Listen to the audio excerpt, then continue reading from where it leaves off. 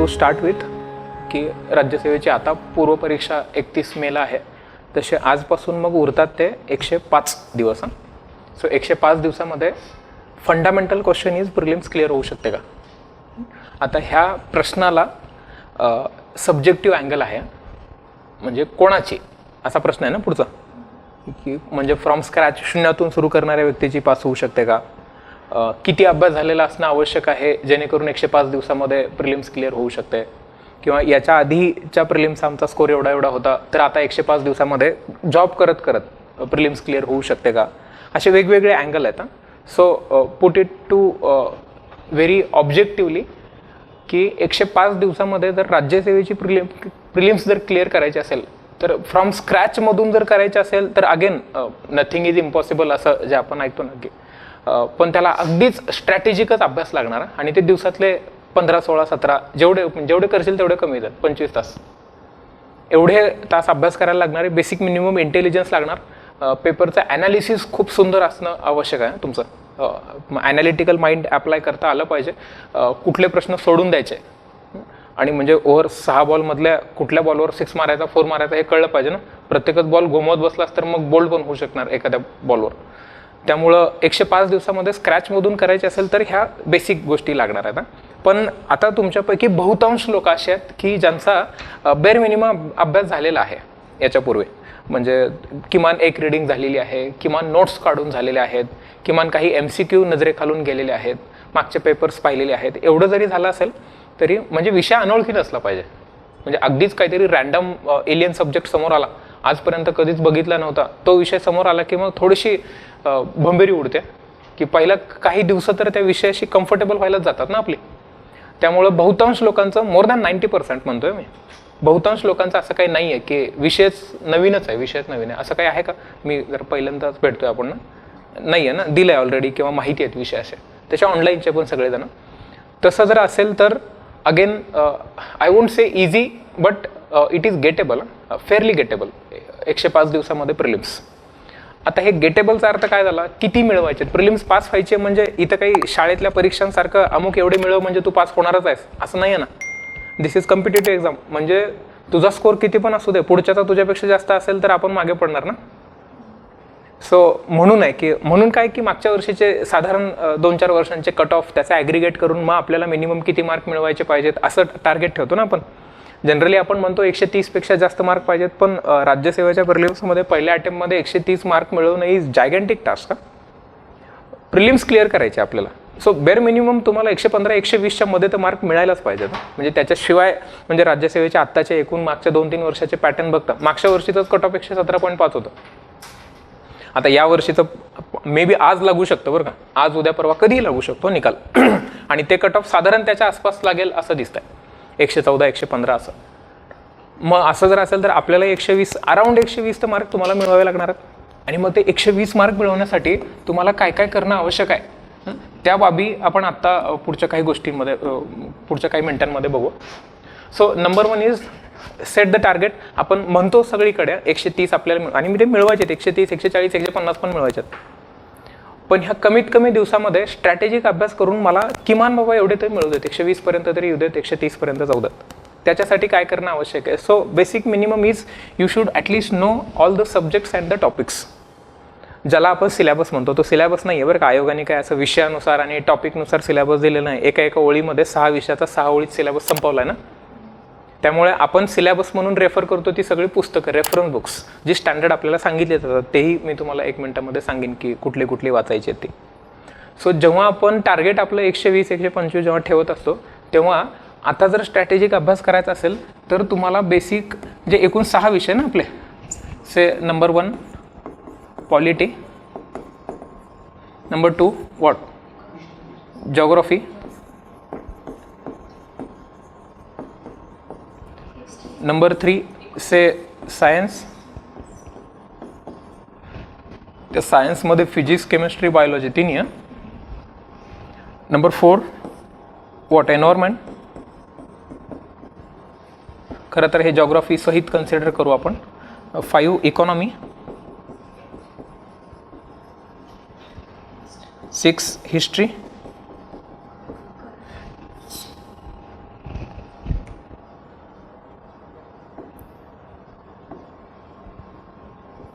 Economy,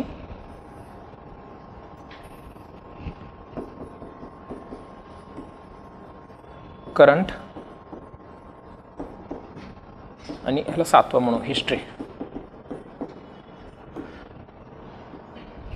हे basic ह्या सिक्वेन्सनी मुद्दाम लिहिलं आहे मी. तुम्ही मला आठवण करून देत होता मध्ये मध्ये history history history history history, हां, तर मुद्दाम मी शेवटाकडे विषय लिहिलेला आहे. सो मुद्दा काय लक्षात आला की हे आपल्याकडे 6 किंवा 7 म्हणा विषय, म्हणजे जॉग्राफी प्लस एन्व्हायरमेंट जर केला तर आपल्याकडे 6 विषय राहतात. तर तुम्हाला you need to set the priority. म्हणजे तुम्हाला जर एवढे मार्क्स मिळवायचे असतील तर अभ्यासच प्रायोरिटीनेच करावा लागेल. आणि कशाची प्रायोरिटी? जो विषय सगळ्यात जास्त मार्क देतो त्याची प्रायोरिटी, असा अप्रोच नसला पाहिजे. जो विषय सगळ्यात जास्त मार्क म्हणजे वेटेज कॅरी करतो, जो सगळ्यात जास्त सायन्स कॅरी करतो ना सगळ्यात जास्त वेटेज, अशी ही ठेवू नका स्ट्रॅटेजी. तो विषय ठेवा जो विषय खरंच सगळ्यांना मार्क देऊ शकतो. स्टॅटिक मेजर सब्जेक्ट असतात की आपल्याला विषय मार्क देऊ शकतात. से फॉर एक्झाम्पल ह्या विषयातला तुम्हाला सोपा वाटणारा किंवा कम्फर्टेबल वाटणारा आणि आपल्याला मार्क मिळू शकतात असा आत्ता कॉन्फिडन्स दिलेला विषय कोणता? पॉलिटी ना. हां, मग तसे विषय तुम्हाला निवडावे लागतील पहिल्यांदा, की हे विषय आधी निवडून त्याला राज्यसेवेचा 3+3 पॅटर्न असं आता नाव पडायला सुरुवात झाली बरं का. की त्याच्यात काय करायचं आहे आपल्याला, सो तुमचे 3 कुठले तरी विषय. नंबर 1 पॉलिटी याच्यात येणार बरं का, 100% येणार. म्हणजे तुम्ही पॉलिटी, मी आता उरलेले विषय 3+3 असं जे कंपोजिशन म्हणतोय ना, ह्या 3 मधले हे 3 म्हणजे टॉप प्रायोरिटी सब्जेक्ट्स. आणि हे पण प्रायोरिटीज आहेत, पण हे टॉप नाही आहेत, लो प्रायोरिटीज आहेत कम्पेअर टू दीज 3 सब्जेक्ट्स. म्हणजे याला प्रायोरिटी नाही असं नाही, पण टॉप प्रायोरिटीज दिस. आता ह्या टॉप प्रायोरिटीचा अर्थ काय झाला?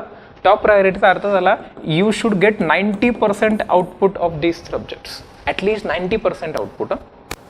मग जर तुला याच गोष्टींवर काम करायचं असेल, ह्या 3 विषयावर नीट काम करायचं असेल, तर तुला 90% तुझं इथं हे आलं पाहिजे, आउटपुट आलं पाहिजे.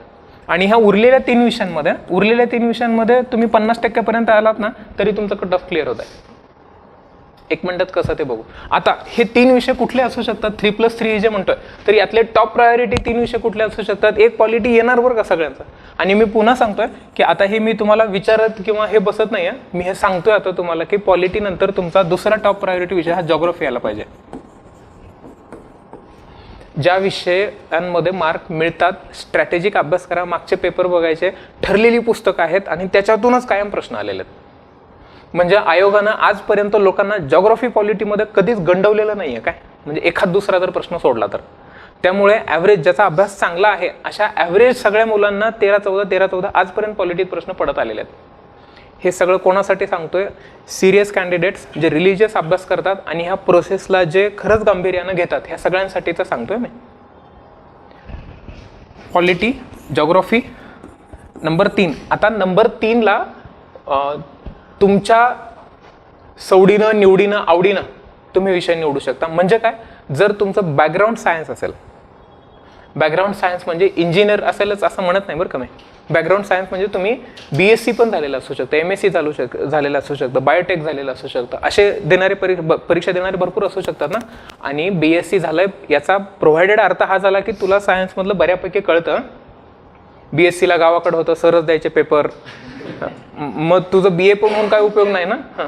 म्हणजे ग्रॅज्युएशन जर सायन्समध्ये झालेलं असेल तर त्या सगळ्या लोकांनी मी आवर्जून सांगतोय, including all the engineers, good engineers. कारण आता इंजिनिअरिंगचं पण निघालंय बरं का, गावाकडे इंजिनिअरिंगचं कॉलेज आहे. आपल्याकडे 1-2 मुली आहेत यावर्षी की ॲडमिशनच गाव, सिव्हिल इंजिनियर आहे बरं का ती तर, आणि गावाकडे ॲडमिशन आहे. सिव्हिल इंजिनियरचं गावाकडे, एक IT कम्प्युटर समजू शकतो इथं बसून, सिव्हिल इंजिनिअरिंग तसं. सो त्यांनी कुठला विषय घ्यायचा आहे? Science. Again physics, chemistry, biology यातलं 3ही. आता इथे ज्या लोकांचं सायन्स बॅकग्राऊंड नाही आहे, इथे हे ऑर आलं बरं का. आता ज्या लोकांचं सायन्स बॅकग्राऊंड नाही आहे किंवा ज्यांना सायन्स आवडत नाही आहे, सायन्स बॅकग्राऊंड आहे पण आम्हाला करायचं नाही आहे, अशा लोकांसाठीचा 3रा विषय हा इकॉनॉमी. मी खरंच सायन्सच्या आधी इकॉनॉमी किंवा जॉग्राफीच्या आधी इकॉनॉमी का नाही ठेवलं? कारण बऱ्याच लोकांना इकॉनॉमी उगाच अवघड वाटतं बरं का, क्लिष्ट वाटतं. ते नाही आहे काय तसं. आणि आपला एक भ्रम झालेला आहे की इकॉनॉमी म्हणजे नुसत्या facts fact fact fact fact आकडे आकडे आकडे आकडे पाठ करावे लागतात. तसं पण काही नाही आहे. मागचे पेपर तुम्ही काढून बघा, म्हणजे जसं आपण बाऊ करून ठेवलं की इकॉनॉमीमध्ये नुसत्या फॅक्ट्स पाठ करायला लागतात, असं पण काही नाही आहे. स्ट्रॅटेजिक आणि तुम्ही जर नीट कॉन्सेप्च्युअल अभ्यास केला तर इकॉनॉमीमध्ये तुम्हाला आउटपुट मिळू शकतं, ते 90% पर्यंत मिळू शकतं. तुम्ही मागच्या पेपर काढून बघा. आता इथे मी पुढे स्लॅश करणार नाही, पण तो विषय तेवढाच महत्त्वाचा आहे, तो म्हणजे करंट. करंटमध्ये तुम्हाला आउटपुट येऊ शकतं, पण अगेन मी इथे स्टार करतो. तुम्ही लेस लाईकली, म्हणजे तुम्हाला सायन्स येत नाही आणि इकॉनॉमी करायचं नाही असं जर ठरवलं तर तुम्ही करंट निवडू शकता बरं का. पण प्रायोरिटी मी वैयक्तिक असेल तर मी काय करीन की मी पहिले पॉलिटी करीन, मी जॉग्राफीवर फोकस करीन, मी सायन्सवर फोकस करीन. म्हणजे बिईंग अन इंजिनियर की मी पहिले सायन्सकडे जाईन, कारण मला माहिती आहे टेक्निकल सब्जेक्ट आहे आणि हे फ्रेमवर्क ठरलेलं आहे. मागच्या वर्षीचे पेपर बघ, ॲनालिसिस कर, सायन्समध्ये मार्क मिळव. आता ऑफकोर्स 90% जरी नाही मिळालं ना तरी तुम्हाला इकडे 80% पर्यंत, म्हणजे तुम्हाला 15-16 मार्क तरी सायन्समध्ये मिळू शकतात. फिजिक्स, केमिस्ट्री, बायोलॉजी तिन्ही मिळून. कधी कधी 22 प्रश्न विचारलेत आयोगानं. ॲव्हरेज 20 प्रश्न विचारलेले आहेत, पण 22 पर्यंत पण आयोग गेलेला आहे. इकॉनॉमी म्हणजे तुम्ही पॉलिटी, जॉग्राफी आणि इकॉनॉमी तिसरा निवडू शकता. तुम्ही पॉलिटी, जॉग्राफी आणि करंट ही तुमची थर्ड प्रायोरिटी पाहिजे. म्हणजे ह्या 3 विषयाच्या पण 3 प्रायोरिटी झाल्या. कोणते? Polity, geography, science first priority, नसेल तर पॉलिटी, जॉग्राफी, इकॉनॉमी सेकंड, और पॉलिटी, जॉग्राफी, करंट ही तिसरी प्रायोरिटी आहे. आपापल्या आवडीनिवडीनुसार आता हे ठरवा, पण हे करणं जास्त सोयीस्कर आहे, मार्क मिळवून देणारं कॉम्बिनेशन आहे, हे मी पुन्हा सांगतोय. पण अगदीच सायन्स जमतच नाही, आजपर्यंत केलेलंच नाही आहे आणि आता 3 महिन्यात कसं करू, तर मग इकॉनॉमी घे. त्याच्यासाठी काय काय हे आपण बघूच. हे 3 विषय तुम्ही घेतले की आता याचं कंपोजिशन बघ, लक्षात घ्या. पॉलिटीमध्ये प्रश्न विचारले किती? 15. जॉग्राफीचे प्रश्न किती विचारले? 15. आता सायन्सचे प्रश्न विचारले 20. ॲव्हरेज 20 कन्सिडर करून ठेव. आता इथे आपण इकॉनॉमी आणि करंट असं म्हणू, हे इकडे येणारच. किंवा आपण काय करू, इकॉनॉमी आणि करंटचे जर 15 विचारले, कारण विषय वेगवेगळे ठरवलेले आहेत ना आपण. झाला 90% आउटपुट पॉलिटीमध्ये यायला पाहिजे. 15 9 35, 135 म्हणजे ते 13.5. याचे पण 13.5, 13.5, 13.5 म्हणजे 1 14 आणि 1 13 प्रश्न बरोबर आले तर हरकत नाही, बरोबर ना. याचा 90% से 90% हे 18 प्रश्न सायन्सचे, म्हणजे एक्सलंट. सायन्सचे जर 18 प्रश्न आले ना, बाकी कुठंच लक्ष देऊ नको. तू पुढच्या वर्षीच्या म्हणजे पुढच्या वर्षीच्या नाही, लगेचच्या मेन्सचा अभ्यास करायला सुरुवात करायची. म्हणजे पहिलं सायन्स चेक केला, पहिलाच ब्लॉक सायन्स हा चेक केला, त्यातले 18 बरोबर आले प्रश्न, तर देर आर 99% चान्सेस की तुझा स्कोर 130 पर्यंत गेलेलाच आहे. सो सायन्समध्ये जरी 20 प्रश्न विचारले तरी सायन्सचे तुझे ॲव्हरेज अराउंड 15 to 16 क्वेश्चन्स बरोबर येणं आवश्यक आहे. 16 प्रश्न बरोबर आले सायन्सचे, इन्क्लुडिंग फिजिक्स केमिस्ट्रीचे. साधारण 5-6 प्रश्न फिजिक्स केमिस्ट्रीचे विचारतात आणि साधारण 10 ते 12 प्रश्न हे बायोलॉजीचे आहेत. 16 किंवा आता इथे जर 15वाला विषय धरला तुम्ही, 3 मध्ये 3 कॉम्बिनेशन होते ना, पॉलिटी, जॉग्राफी, सायन्स किंवा पॉलिटी, जॉग्राफी, इकॉनॉमी. तर इकॉनॉमी 15 आहेत, तर ते इकॉनॉमीतले पण तुझे 13 बरोबर येणं आवश्यक आहे ना. किंवा इकॉनॉमी ऐवजी जर करंट पकडला तर हे लेस लाईकली कॉम्बिनेशन आहे बरं का. हे पॉलिटी, जॉग्राफी अँड करंट मिळू शकतात, पण मागच्या 2 वर्षाचं करंट जे काही भयंकर प्रकरण आयोगाने केलेलं आहे की विचित्रच विचारले होते. सो असं करून म्हणजे उगाच आपण, म्हणजे आता मी काय करतो की बुमरालाच अंगावर घेतो, अशी स्ट्रॅटेजी कशाला बनवायची ना. बाकीचे बॉलर्स असताना आपल्या पुढे, म्हणजे तुमच्या पुढे चहल पण आहे, तो पण चांगला आहे बरं का बॉलर खरं, आणि बुमरा पण आहे, तर नाही मी बुमराला तोडवणार. म्हणजे आपण काय करतोय, स्वतःहूनच जबड्यात सिंहाच्या हात घालायला जातोय. तर तसं नको करायला. तो करंट पण खरं सिंहाचा जबडा नाही आहे, मार्क मिळू शकतात. पण अगेन मग इकडे जर निवडला तर मग तुझं टार्गेट 13चं पाहिजे, निवडला तर. आता बघ हे कॉम्बिनेशनमध्ये तुला मार्क किती मिळत आहेत. जर हे कॉम्बिनेशन कन्सिडर केलंस, 27 आणि 16 ना, 43 या कॉम्बिनेशनमध्ये, आणि ह्या 2 कॉम्बिनेशनमध्ये 27 + 13 ना 40. म्हणजे जर तुम्ही सायन्सवालं कॉम्बिनेशन जर मिळवलं तर तुम्हाला 43 ॲव्हरेज अराउंड. तुम्ही कुठलंही कॉम्बिनेशन करा, 40 मार्क मिळायला पाहिजेत कोणत्याही कॉम्बिनेशनमध्ये. म्हणजे सायन्समध्ये काहीतरी निवडला विषय सायन्स म्हणून आणि सायन्समध्ये हाराकिरी झाली, म्हणजे काय केलं, 16च्या ऐवजी 13च मार्क मिळाले. त्याला हाराकिरी जपानी जोड आहे बरं का, की स्वतःला पायावर दगड मारून घेणे म्हणजे हाराकिरी. सायन्स 20-22 पैकी किती प्रश्न बरोबर आले, फक्त 13. तरी तुमचे प्रश्न बरोबर किती येतात, 40 बरोबर येतात ना. आता हे 40 प्रश्न बरोबर आले आणि आता पुढचे 3 विषय उरलेत तुमचे. विषय कोणते कोणते उरलेत? एक, जर तुम्ही पहिलं कॉम्बिनेशन निवडलं सायन्स आलं तर उरतात कोणते कोणते? इकॉनॉमी उरतात कोणता आणि करंट आणि हिस्ट्री आणि एन्व्हायरमेंट. हे 4 विषय उरले. आपण पहिलं कॉम्बिनेशन काय कन्सिडर कोणतं केलं? पॉलिटी, जिओग्राफी आणि सायन्स. तर तुम्ही पॉलिटी, जिओग्राफी, इकॉनॉमी कन्सिडर केलं तर इथे सायन्स येणार. आता मोठं आपण हे कॉम्बिनेशन कन्सिडर करू की किंवा बहुतांश लोकांना जर वाटत असेल सायन्स नको इकॉनॉमी तिकडे घ्या तर आपण इथे सायन्स टाकूया, कारण बहुतांश लोकांना सायन्स जरा चौथा विषय असू देत आमचा असं वाटतं म्हणून करूया. आता ह्या विषयांचे प्रश्न किती आहेत? सायन्सचे 20. तरी इकडे बघा बरं का 40 प्रश्न एनिवेज कोणत्याही कॉम्बिनेशनमध्ये बरोबर येणं अपेक्षित आहे ना? येस और नो? 40 प्रश्न तुमचे इकडे बरोबर आले. सायन्सचे 20 पैकी, करंटचे 15 पैकी, हिस्ट्रीचे 15 पैकी आणि एन्व्हायरमेंटचे 5 प्रश्न आहेत ना. आता तुमचे हे विषय ऑप्शनला नाही आहेत काय, फक्त हे तुमचे लो प्रायोरिटी सब्जेक्ट आहेत. टॉप प्रायोरिटी सब्जेक्ट हे झाले. म्हणजे दिवसात जर तुम्ही 10 तास अभ्यास करत असाल तर तुमचा मॅक्सिमम टाइम त्या आधीच्या विषयांना गेला पाहिजे. 100 दिवस अभ्यासाचे असतील तर 70 दिवस ह्या विषयांना अभ्यासाला गेले असं. सो सायन्सच्या 20 पैकी 50% तुमच्या बरोबर आले तरी हरकत नाही आहे. 50% बरोबर आले, साधारण 10 प्रश्न बरोबर येतात. इथे बरोबर आले करंटचे 15 पैकी निम्मे म्हणजे 7 म्हणा, हिस्ट्रीचे 15 पैकी निम्मे 7 म्हणजे इकडे 8 कारण इकडे 7 म्हणलं ना. 30 पैकी 15 दोघांचे बरोबर आले आणि पुन्हा एन्व्हायरमेंटचे 5 पैकी से कन्सिडर 2, 5 पैकी 2च बरोबर आले. एन्व्हायरमेंटचे असे काही प्रश्न असतात ना, परवा तुम्ही अभ्यास न करता गेलं तरी त्याचं उत्तर येतं बरं का. मागचे वाचून जायचे, फक्त अभ्यास न करता म्हणजे काय, मागचे वाचून गेले तर 5 पैकी 2 येतात. गोरपडे सरांच्या पुस्तकातला पहिला चॅप्टर वाचून जा फक्त. पर्यावरणीय परिस्थिती के बोध नाव आहे चॅप्टरचं.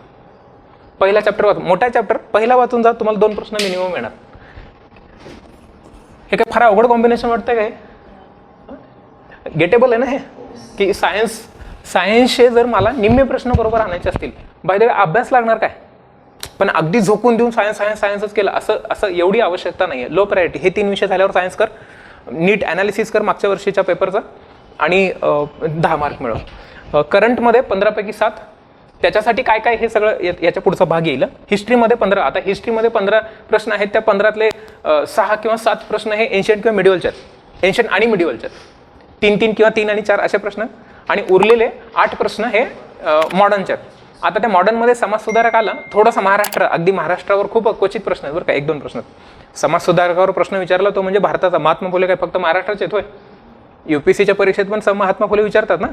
सो महात्मा फुल्यांवर प्रश्न विचारला याचा अर्थ ते महाराष्ट्रावर प्रश्न विचारला असं नाही. महाराष्ट्राच्या सांस्कृतिक चळवळीवर प्रश्न विचारला तर तो महाराष्ट्र स्पेसिफिक प्रश्न झाला, पण ते खूप कमी प्रश्न आहेत असे.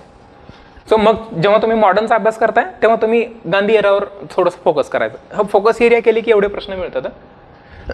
त्याच्यासाठी काय बघू आपण, आणि हे 2 किती, 8 आणि 2 10, 10 आणि 7 17 आणि 10 27. टॉप प्रायोरिटीचे म्हणजे लो प्रायोरिटीचे, टॉप प्रायोरिटीचे किती प्रश्न बरोबर आले? 40. लो प्रायोरिटीचे 27. एकूण प्रश्न बरोबर आले 6. 67 इंटू 2, 7 2 14 म्हणजे 134 प्रश्न, 134 मार्क मिळाले ना. आता बाय द वे तुम्हाला 67 प्रश्न बरोबर आणायला 100 प्रश्न सोडवावे लागतील. म्हणजे ॲव्हरेज म्हणजे असं धरून मनात धरून चालूच नका की 100च्या 100 अटेम्प्ट. 100 आता गोळे तर करावे लागणार आहेत 5 गोळे आल्यामुळे, पण तुम्ही अटेम्प्ट किती करताय ॲक्च्युली 5वा गोळा न करता. तर हे साधारण डिसेंट अटेम्प्ट इज 90, म्हणजे याच्या खाली कधीच येऊ नका बरं का कुठल्याच पेपरमध्ये. आयोगानं आपल्याकडे 100 प्रश्नाचे पैसे घेतलेत ना फॉर्म भरताना, त्याच्यामुळे 100 ऑलमोस्ट तेवढे म्हणतो मी, अगेन असं हे करू नका. पण आपण आत्ता म्हणू की आपण 100च्या 100 अटेम्प्ट केलेला आहे. 67 बरोबर आले याचा अर्थ काय, हे 3 म्हणजे 70. 33 प्रश्न चुकले, 33 चुकले म्हणजे 0.5 आहे ना. नाही 0.5 आहे, 2 मार्काला आहे. 8 कसं डबल म्हणजे 33च्या निम्मे वजा झाले रे सर, 16.5 मार्क कमी झाले. 17 धरून चालू, 0.5 मार्क गेला ना रे एका प्रश्नाचा, कारण 1/4 मार्क कमी होणार आहेत ना. सो 134 मार्क मिळाले आणि वजा झाले चुकलेले 33चे 17 म्हण 16.5 17 2 34 म्हणजे इफेक्टिव्ह मार्क मिळाले 117 ना. ते इफेक्टिव्हली खरं 117.5. मी आईशपथ सांगतो, गणित करून आलेलं नाही बरं काय की यायचं आणि 117 पॉईंट मागच्या वर्षीचाच कट ऑफ. आता या वर्षीचं कट ऑफ ह्याच्यापेक्षा जास्त किंवा आधी पण लागू शकतं ना. हे लॉजिक तुम्ही लक्षात घ्या बरं का पोरं. आता यातून तुम्हाला लक्षात काय आलं की हे जरा हे अवघड दिसतं हे प्रकरण. कोणतं पॉलिटीमध्ये जर 15पैकी 14 नाही बरोबर आले तर म्हणजे कसे एवढे प्रश्न बरोबर येऊ शकतील? तुम्हाला दुसरा पर्यायच नाही आहे काय? पॉलिटीसारख्या विषयामध्ये जर तुमचे 10-12 प्रश्न बरोबर येत असतील तर लेस लाईकली तुम्ही प्रिलिम्स क्लिअर होऊ शकता. जॉग्राफीमध्ये तुमचे 15पैकी 10-12 प्रश्न ते सगळ्यांचेच येतात काय करू? 1-2 कंबाईन दिलेली असू दे, 1-1.5 वर्ष अभ्यास केलेला असू दे, त्या सगळ्यांचे पॉलिटीचे 10-12 प्रश्न बरोबर येतात आणि जॉग्राफीचे 10-12 प्रश्न बरोबर येतात. एवढा प्रेडिक्टिव्ह पेपर असतो पॉलिटी आणि जॉग्राफीचा, किंवा अभ्यासासाठी लोकांना सोपे विषय वाटत असतात म्हणून. त्यामुळे तिथं तुम्हाला इथे जर तुम्ही स्कोअर नाही केला तर तुम्हाला इकडे मार्जिन मिळणार नाही, बिलकुलच मार्जिन नाही मिळणार आहे. सो इकडे तुमचे 40 प्रश्न बरोबर आणण्यासाठी तुला जे जे करावं लागणार आहे त्या सगळ्या गोष्टी कर. पॉलिटी 15, जॉग्राफी 15 पैकी 14 पैकी 13, आणि इथला जो विषय तू ठरवशील, इकॉनॉमी ठरवला तर 13 बरोबर येऊ दे, करंट ठरवला तर 13 बरोबर येऊ दे, सायन्स ठरवला तर 20 पैकी ॲव्हरेज आपण 16 म्हणलं होतं, तेवढे 20 पैकी 16 म्हणजे 80% झाले बरं का, म्हणजे 90% पण म्हणत नाहीये. तरी आपण एकूणातले 40 प्रश्न म्हणतोय. हे 40 प्रश्न बरोबर आले. आणि यातले आता तुम्ही विचार करा, तुम्ही करंटमध्ये, हिस्ट्रीमध्ये, आणि करंट आणि हिस्ट्री हे दोन विषय कन्सिडर करा. एवढे तर आपण गयगुजरे नाहीत रे की 15पैकी फक्त 7च प्रश्न आले, असं करंटचा आपण कधी करणारच नाही. कारण करंटचा तुम्हाला आजपासून किमान रोज 90 मिनिटं 1.5 तास अभ्यास करायचाच आहे, 1.5 ते 2 तास रोज करायचा आहे. आणि एवढं जर तुम्ही रिलिजियसली केलं, करंटचे तुमचे 12 प्रश्न तर असे बरोबर येणार आहेत. आणि एकच पुस्तक करायचं आहे कुठलं तरी. हिस्ट्रीचं एन्शियंट मिडिवलचं ठरलेलं पुस्तक आहे, ठरलेले प्रश्न आहेत, तिथेच तुमचे 5 प्रश्न बरोबर येतात. मॉडर्नचे तुम्हाला उरलेल्या 8 मॉडर्नचे तुमचे 4 प्रश्न कसे, म्हणजे इथे एक मार्क वाढतोय तुमचा. 1 वाढला, 3 प्रश्न वाढले, 6 मार्क वाढले, 6 वाढले आणि 1.5 म्हणजे 7.5 मार्क तुमचे आणखीन वाढले ना. म्हणजे स्कोर असा आणखीन शूट होत आहे. 3 प्रश्न बरोबर आले, तुमचे 7.5 मार्क वाढले. चुकायच्या ऐवजी जर बरोबर आले तर 3 2 6 आणि जे निगेटिव्ह 1.5 गेले होते ते 7.5 बरोबर आले. म्हणजे तुमचा कट ऑफ पर्यंत पोहोचायचा. आणि मी पुन्हा सांगतो बरं का की पहिल्याच अटेम्प्टमध्ये 117, 115, 120, 125 स्कोर येणं हे खूप डिसेंट समजलं जातं. पण आपल्याला डिसेंट स्कोर मिळवायचा नाही, आपल्याला कट ऑफ क्लिअर करायचा ना.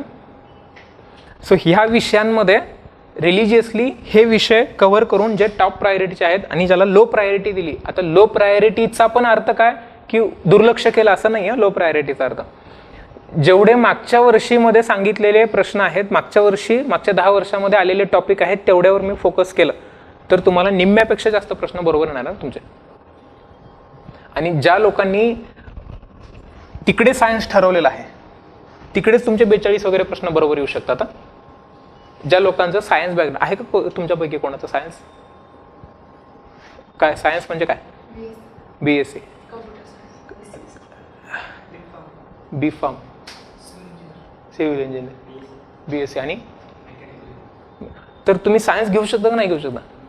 आणि पुन्हा मी वैयक्तिक पण सांगतोय आणि हे क्लिअर होणाऱ्या लोकांना पण तुम्ही विचारा. म्हणजे आता नुकतीच आता क्लिअर झाले. काल नितीशला बोलवलं होतं तुम्हाला तुमच्याशी बोलायला.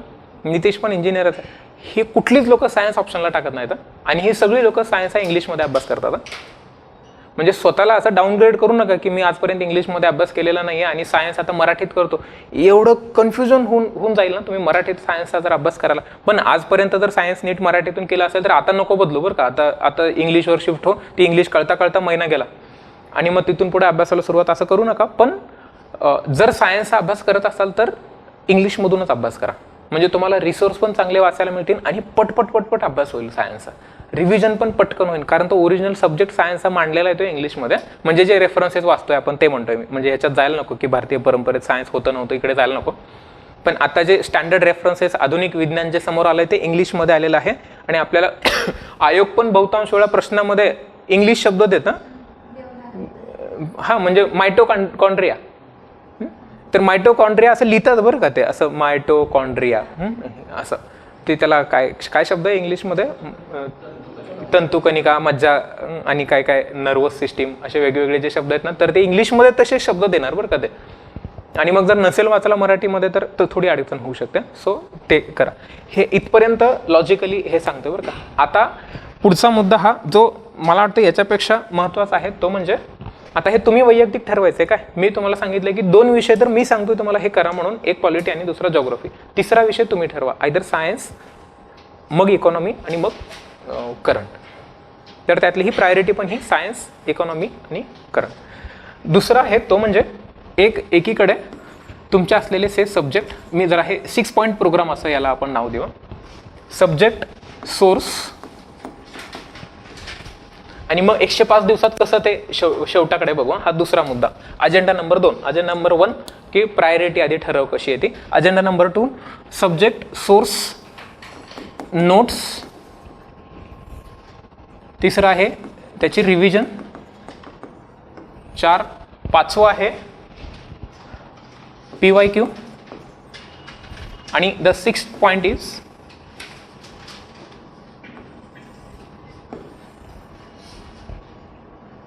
Practice questions, practice MCQs. झालं. हे ऑनलाईनला पण जे काही 250 लोक उपस्थित आहेत ते नीट कळते ना रे सगळ्यांना काय म्हणतोय ते. नुसतं कळते नाही, पटलं पण पाहिजे बरं का परवा हे. सो सब्जेक्ट एक एक विषय घ्या. क्वालिटी. सोर्स आत्तापर्यंत जे वाचलंय ते 100 दिवसासाठी. आता 100 दिवसानंतर एकतर सोर्स बदलू नका.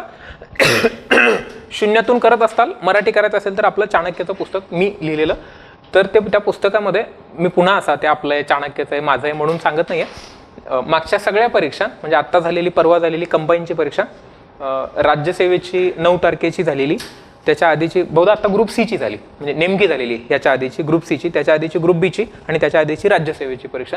ह्या सगळ्या परीक्षेतले सगळे प्रश्न पुस्तक आहेत बरं का. एडिशन त्याच्या आधीची आहे बरं का. असं नाही की परीक्षा झाली मग एडिशन नवीन आलेली आहे. सगळे प्रश्न त्यातले. चुकून सुद्धा एकही प्रश्न म्हणजे पुस्तकात नाही आहे, म्हणजे 15तले 14 आले असं पण नाही आहे. सगळे प्रश्न त्यातले. आणि मुख्य म्हणजे पुस्तक कन्साइज आहे. कॉन्स्टिट्यूशनचा पार्ट 300 पानांमध्ये. ॲज अगेन्स्ट लक्ष्मीकांत सरांचं पुस्तक 800 कितीतरी आहेत पानं, 60 समथिंग, 850 पानांचं पुस्तक आहे. सो ते तुम्हाला लक्षात घ्यावं लागेल बरं का की 850 पानं आपल्याला वाचायची आहेत आणि 300 पानं कमीत कमी. म्हणजे हे पुस्तक जर लक्ष्मीकांत सरांनी लिहिलं असतं ना तर मी हे पुस्तक सांगितलं असतं ना तुम्हाला. म्हणजे हे चाणक्याच्या पुस्तकावर जर दुसरं कोणाचं पब्लिशर आणि नाव असलं असतं ना लेखकाचं म्हणून, तरी मी तुम्हाला तेच पुस्तक सांगितलं असतं.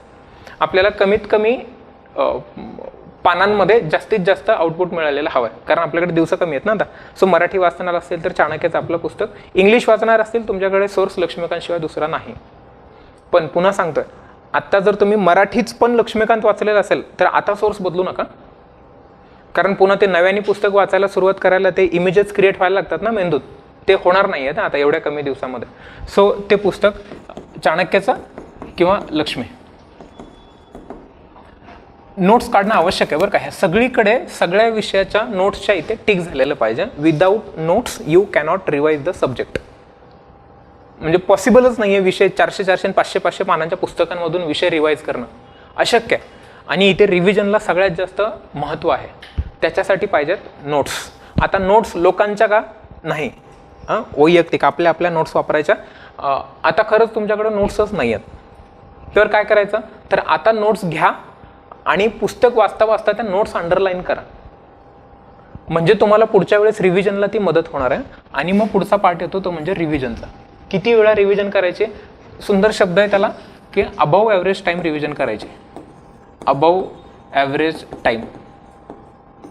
What is the average time?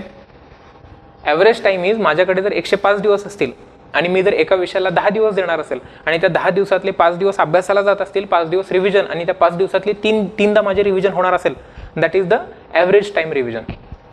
Above average is minimum 4दा रिव्हिजन झाली पाहिजे. आता इथे नंबर म्हणजे मिनिमम 4दाच असं नाही आहे बरं का. तुमच्या वेळेच्या गणितानुसार मी एवढ्यांदा रिव्हिजन करू शकतो असं जर तुमच्या शेड्यूलमध्ये बसत असेल, मिनिमम +1 करायचा आणि मग ते बसवायचं. म्हणजे झोपेचा वेळ कमी कर, टाइमपास कमी कर, काहीही कर, पण ॲव्हरेज टाईमपेक्षा जास्त वेळा रिव्हिजन झाली पाहिजे. बिकॉज नुसता अभ्यास करून परीक्षेला गेलास, you are guaranteeing failure. Maximum time revision करून परीक्षेला जातो, यू आर गॅरंटिंग सक्सेस. अतिशय जास्त महत्त्व रिव्हिजनला आहे. Revise revise revise revise revise. Previous year questions साधारणपणे सांगतोय मी, साधारणपणे मागच्या 10-12 सगळ्याच वर्षांचे करावे, 13-14 पासूनचे. पण ॲव्हरेज अराउंड तुम्ही 2019 ते आता किती 25 ना, 19, 20, 21, 22, 23, 24, 25 मागच्या 7 वर्षाचे पेपर जरा बघायचे. मी सोडवा म्हणत नाही बरं का, बघा पेपर. समोर काढा. म्हणजे मी तर इथपर्यंत म्हणतो की आयोगाचा तो फॉन्ट सुद्धा आपल्या मेंदूवर एवढा प्रिंट झाला पाहिजे की तुम्ही कुठलेही क्वेश्चन वाचताना तुम्हाला त्याच प्रकारचे क्वेश्चन आहेत असं वाटलं पाहिजे. प्रिव्हियस इयर क्वेश्चन्स वाचण्यामागचं शास्त्र हे आहे की तुम्हाला आयोगासारखे क्वेश्चन्स फ्रेम करता आले पाहिजेत अभ्यास करताना. ज्या तुम्ही रिव्हिजन नोट्स वाचताय ना, त्या नोट्स वाचत असताना तुम्ही त्या नोट्सच्या बाजूलाच क्यू केलं असे तुम्ही क्रिस्प मिशन वाचताय आणि त्या मिशनमध्ये तुम्हाला लक्षात आलं की हे मिशन कधीच आहे. मिशननी मध्ये हा व्यक्ती तेव्हा कोण होता, लेबर पार्टीचा होता ना, स्टॅफर्ड क्रिप्स. आणि तेव्हा तो मंत्री होता का, 40चा काळ आहे बरं का तो.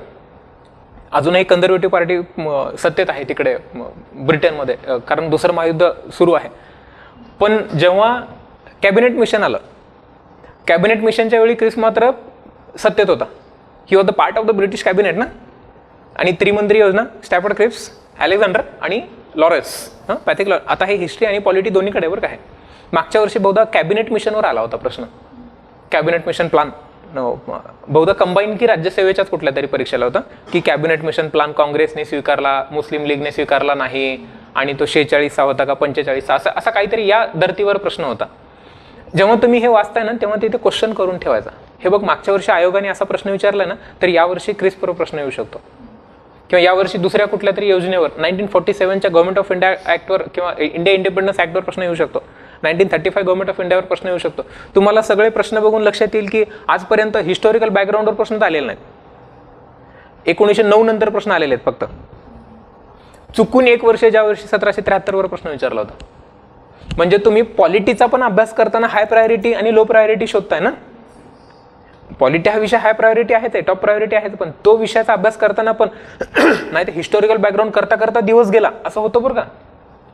1773 पासून वाचायला सुरुवात केली, 1947 संपेपर्यंत दिवस पण संपला. कारण विषय 10च दिवस आहेत. 10 दिवसातला अख्खा एक दिवस तो अशा विषयाला, अशा टॉपिकला देतोयस ज्या टॉपिकवर प्रश्न येणं इज लेस लाईकली. मग तुम्ही वाचताना सुरुवातच करायची. आधीचं माहिती आहे मला, नजरेखालून घातलाय, पण जरा काळजीपूर्वक वाचायचं. 9 पासूनचे, 9चा काउन्सिल ऍक्ट, 19चा काउन्सिल ऍक्ट, ज्याला आपण गव्हर्नमेंट ऑफ इंडिया किंवा मोर्लेमेंटो, मॉन्टेग्यू चेम्सफोर्ड असं नावं दिलेली आहेत. 9, 19, 35, 47 याच्यावर जास्त फोकस करायचं. याचा अर्थ झाला तुम्ही गांधी एरावर जास्त फोकस करताय. गांधीजी भारतात 15ला आले ना. 15 नंतरच्या सगळ्या घडामोडी, राजकीय सामाजिक सगळ्या घडामोडींना परीक्षेमध्ये पण महत्त्व दिलेलं आहे. तुम्ही इतिहासामध्ये पण आधुनिक भारताचा, मॉडर्न हिस्ट्रीचे प्रश्न काढून बघा, गांधी एरावर जास्त प्रश्न विचारलेले आहेत.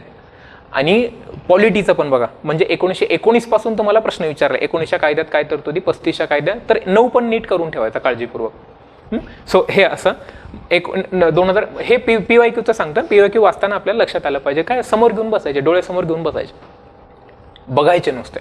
आणि मग जेव्हा तुम्ही रिवाईज करता ना, तिथं क्यू करून ठेवायचं, असं की याच्यावर एक प्रश्न तयार होऊ शकतो. असा प्रश्न आयोगाने ज्या पद्धतीनं क्वेश्चन फ्रेम केलेत त्याच पद्धतीनं मी पण माझ्या डोक्यामध्ये प्रश्न फ्रेम करतोय.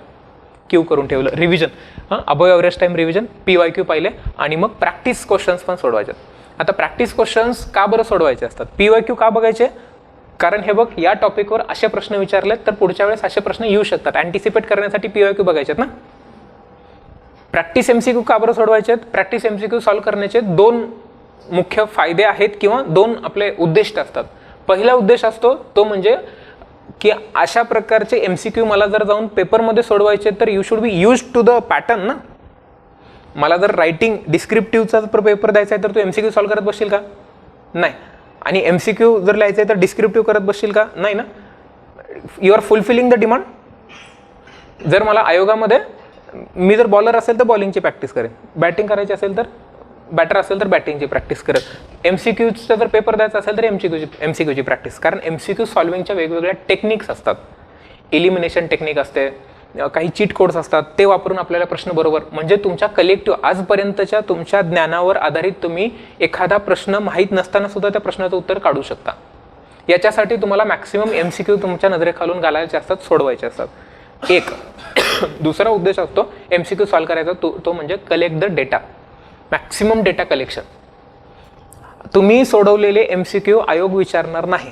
चाणक्याचे असू दे, नाहीतर जगातल्या कुठल्याही इन्स्टिट्यूशननी विचारलेले टेस्ट सिरीज मधले प्रश्न असू दे, आयोग प्रश्न रिपीट करणार नाही, unless it is Mahajyoti or something.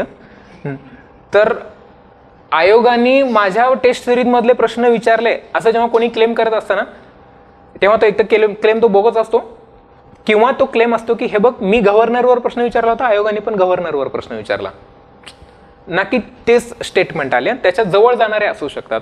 त्यामुळे आपल्याला काय करायचं आहे, आपल्याला मॅक्सिमम डेटा कळेल. टेस्ट सिरीजमधून तुम्हाला एखादी नवीन बाब कळाली, इतिहासातली 1916ला झालेलं लखनौ करार आणि त्या लखनौच्या त्या अधिवेशनाचे अध्यक्ष आजपर्यंत मला माहीत नव्हते, पण कुठल्या तरी टेस्ट सिरीजमध्ये प्रश्न विचारला होता की लखनौ कराराच्या वेळी काँग्रेस अधिवेशनाचे अध्यक्ष मुजुमदार होते ना, ते होते हो ना, अंबिकाचरण मुजुमदार. ते मला नवीन डेटा कळला की लिहून ठेवायचं. बरं झालं, आधी मला माहीत नव्हतं. आता जर चुकून आयोगाने कुठं विचारलं तर आपल्याला आलं पाहिजे ना. म्हणून प्रॅक्टिस MCQ त्यासाठी सोडवायचे. किती सोडवायचे तर साधारण तुझं टार्गेट ठेव, इथून पुढचं टार्गेट सांगतो 1000 तरी MCQ सॉल्व्ह झाले पाहिजे. प्रॅक्टिस MCQ सांगतोय 1000 कुठून आणू, 1000 MCQ कुठून आणायचे? 1000 स्वतः तर तयार करत बसू शकत नाही ना. तर आपल्या होणाऱ्या टेस्ट सिरीज एकूण सेक्शनलच तुमचे 2-2 पेपर होणार आहेत. म्हणजे पॉलिटीचे 2 सेक्शनल म्हणजे 100-100च्या 2 टेस्ट, ते 200 झाले. फुल लेंथ होणार आहेत, फुल लेंथ 9 पेपर होणार आहेत. म्हणजे एका फुल लेंथमध्ये 15 ते 135, हे 200, 135, 300, 350 प्रश्न तिथे होतात. आणि तुमचा जो हार्टबीटचा कोर्स होतो ना, त्या हार्टबीटच्या कोर्समध्ये प्रत्येक, म्हणजे मी तर पॉलिटीला एकूण 12 दिवसांमध्ये डिव्हाइड केला आहे. 12 टॉपिक एकूण मिळून, टॉपिक भरपूर आहेत, 50-55 टॉपिक आहेत. ते प्रत्येक टॉपिकाला मी 3-4 असे एकत्र करून 12 टॉपिकमध्ये पॉलिटी केलं आहे. आणि त्या प्रत्येक एका टेस्टमध्ये 50 प्रश्न, असे 12 गुणिले 50, 600 प्रश्न झाले. ते 600 आणि हे आधीचे म्हणजे 800-850 प्रश्न इथेच होत आहेत. बाहेरचे 1-2 टेस्ट घेऊन तुमचे 1000 प्रश्न होतात. म्हणजे तुम्हाला चाणक्यमध्ये 700-800 प्रश्न मिळतात. प्रॅक्टिस सांगतोय मी. आणि बाहेरचे 1-2 टेस्टचे मिळून 1000 प्रश्न. फार अवघड नाही आहे बरं का हे. आणि बाहेरचे कुठले नाही घेतले तरीही माझ्याकडे चाणक्यचेच, म्हणजे आपले मागच्या वर्षी, त्याच्या मागच्या वर्षी, त्याच्या मागच्या वर्षी, कारण पॉलिटी त्याच्या आधीच्या वर्षीचं काही वेगळं नव्हतं ना. एकच विषय तो, म्हणजे मागचे प्रश्न वापरू शकत नाही, तो करंट आहे. मागचे सगळ्या वर्षीचे प्रश्न वापरू शकतो. माझ्याकडे किमान 5-1 हजार प्रश्न आहेत प्रत्येक विषयाचे सांगतोय मी. म्हणजे चाणक्यने आतापर्यंत आपण घेतलेल्या सगळ्या दरवर्षीच्या टेस्ट सिरीज मिळून. सो मी तुम्हाला त्याची ड्राईव्ह तयार करून ती प्रॅक्टिस MCQ सॉल्व्ह करायला देईल. आवश्यक आहे सॉल्व्ह करणं. उद्देश लक्षात ठेव, MCQ सॉल्विंग टेक्निक डेव्हलप झाली पाहिजे आणि दुसरं मॅक्सिमम डेटा कलेक्ट झाला पाहिजे. एक. आता दुसरा विषय पॉलिटी नंतर जिओग्राफी. बाय द वे विषय आहे म्हणून लगेच आपण हे सांगू, पॉलिटीतले कुठले कुठले टॉपिक करायचे याची मी आता पुन्हा डबल यादी करून आणली. मी डबल का बरं म्हणतोय यादी करून आणलेली नाही, कारण मी काही दिवसांपूर्वी ना 9 नोव्हेंबरची एक्झाम होती ना, त्याच्यासाठी पण एक व्हिडिओ केला होता. आणि त्याच्यात तर मी मागच्या 10 वर्षाच्या पेपरचं ॲनालिसिस करून की आयोगानं दरवर्षी कुठल्या टॉपिकवर मिनिमम प्रश्न विचारलेलेच आहेत असे काही कॉमन मिनिमम टॉपिक काढले होते. त्या व्हिडिओमध्ये मी सांगितलेलं आहे MPSC प्रिलिम्स स्ट्रॅटेजी असं त्या टॉपिक ह्याचंच नाव आहे त्या व्हिडिओचं. MPSC prelims strategy. जर कोणाला हवे असतील तर यूट्यूबवर आहे ना ते सत्र, MPSC प्रिलिम्स स्ट्रॅटेजी असं पुढं माझं नाव टाका, ते येईल लगेच. साधारण 1.5 तासाचं सत्र आहे. विषयातले ह्यातले कोणते करू, हे लो प्रायोरिटी सब्जेक्ट आहेत ना त्याच्यासाठी हे करायचं. हाय प्रायोरिटीमधले सगळे करायचे काय, आणि सगळे केल्यानंतर मग तो व्हिडिओ बघून यातले आपले टॉपिक सगळे कव्हर, यांनी सांगितलेले टॉपिक कव्हर झालेत का हे एकदा बघा. पण लो प्रायोरिटी सब्जेक्ट आहे, त्याचं पुस्तक पहिल्या पानापासून शेवटच्या पानापर्यंत वाचत नाही बसाय. त्यातले फक्त टॉपिक, महत्त्वाचे टॉपिक कोणते कोणते आहेत असे सगळ्या विषयांचे. सायन्स केलं आहे, जॉग्राफी केलेलं आहे, एन्व्हायरमेंट केलेलं आहे, पॉलिटी, इकॉनॉमी, जॉग्राफी सहित. सो पॉलिटीचं तर मी म्हणतो बहुतांश वेळा लोकांनी वाचलेलं असतं, 2-4 वेळेस पॉलिटी वाचलेले नोट्स पण आहेत. आता अभ्यास करताना शेवटाकडून चालू करा अभ्यास करायला. शेवटचा टॉपिक म्हणजे extra constitutional bodies, chief information commissioner, CVC, CBI, human right commission, woman commission, minority commission. हे जे एक्स्ट्रा कॉन्स्टिट्युशनल बिगर घटनात्मक संस्था आहेत त्या आधी वाचा, मग घटनात्मक संस्था, मग ज्युडिशरीचा टॉपिक ज्याच्यामध्ये लोकपाल, विधी आयोग वगैरे वगैरे सगळ्या गोष्टी येतील. ग्राम न्यायालय, लोक अदालती, मग सबऑर्डिनेट कोर्ट, मग हायकोर्ट, मग सुप्रीम कोर्ट, मग त्याच्या आधी येताना सेंटर स्टेट रिलेशनवाला टॉपिक येईल, मग स्टेट लेजिस्लेचर येईल वगैरे वगैरे. म्हणजे तुम्ही थोडक्यात काय करताय, 395 पासून उलटं कलम 1 पर्यंत येत आहे, आणि मग शेड्यूल्सवर येत आहे, प्रिएम्बलवर येत आहे, आणि मग हिस्टॉरिकल बॅकग्राऊंडवर येतं ना. असं का बरं करायचं, कारण मोस्ट ऑफ द टाइम्स आपण पहिल्यांदा वाचलेलं असतं, पहिल्यापासून वाचलेलं असतं ना, आणि शेवटाकडे जाता जाता आपण एक्झॉस्ट झालेला असतो, आपली कॉन्सन्ट्रेशन पण कमी झालेलं असतं, आणि आता नको वाटतं विषय आवडायला वाचायला. म्हणून परीक्षेमध्ये बरोबर तो एक्स्ट्रा कॉन्स्टिट्युशनलवर प्रश्न येणार आणि आपला तोच चुकणार, कारण तो खूप कमी वेळा वाचलेला असतो ना. पण त्यामुळे सुरुवातच असे इथे गुगल ह्याला टाकलं ना, चाणक्य मंडलच्या आपल्या चॅटवर टाकलाय की तो कोणता व्हिडिओ आहे तो यूट्यूबचा. सो द पॉईंट इज की जे विषय तुम्हाला वाटतात की आपले बहुतांश वेळा आता वाचून झालेले तर आता त्याचं शेवटाकडून वाचायला सुरुवात करायची, म्हणजे तुमचं फुल कॉन्सन्ट्रेशन शेवटच्या चॅप्टरकडे राहील, म्हणजे आता परीक्षेत चुकणार नाही तिथून पुढे. Geography same. आता जॉग्राफीसाठी पुस्तक एक बाय द वे हवे असेल तर याच्याही नोट्स मी देईल तुम्हाला. मी तिथे गुगलच्या आपल्या यूट्यूबच्या खाली कमेंटमध्ये पण ती ड्राईव्ह टाकीन किंवा तुमच्या ग्रुप्सवर पण टाकेन, हार्टबीटचे तयार झालेले असतील तिथे. जॉग्राफीसाठी पण फिजिकल जॉग्राफीवर आयोगाने खूप फोकस केलेला आहे. काय जगाचा फिजिकल, भारताचा फिजिकल, महाराष्ट्राचा फिजिकल. फिजिकल जॉग्राफी तुमची म्हणजे एवढी पक्की पाहिजे की त्याच्यावरचा एकही प्रश्न चुकायचाच नाही ना तुम्हाला. पुस्तकं कोणती वाचायची? सौदी सरांचं पुस्तक आहे जगाचा भारताचा प्राकृतिक भूगोल नावाचंच पुस्तक आहे. भूगोल आणि पर्यावरण असं पुस्तकाचं नाव आहे. त्यातला प्राकृतिक भाग पक्काच मोठा चॅप्टर आहे पण पक्काच करायचा. मॅपिंग नीट करायचं, डोळे सतत मॅप घेऊन बसायचं, सतत मॅप घेऊन बसायचं. जॉग्राफीचा अभ्यास बिना मॅपचा जॉग्राफीचा अभ्यास होणार नाही. नोट्स वापरायच्यात तर रोहिणताईची सत्र सगळी तुम्ही ऑफकोर्स केलेलीच असणार आहेत. हार्टबीटमध्ये पण ती तुमची सत्र घेणार आहे. तिच्या नोट्स वापरा, सेशन्स आणि तिच्या नोट्स. एक सौदी सरांचा आणि हे नोट्स. हे मी पुन्हा पुन्हा सांगतोय, it is enough, more than enough. तुम्हाला 13-14 प्रश्न याच्यातून येणारच आहेत, सुटणारच आहेत. ऑफकोर्स नोट्स काढणं आवश्यक आहे.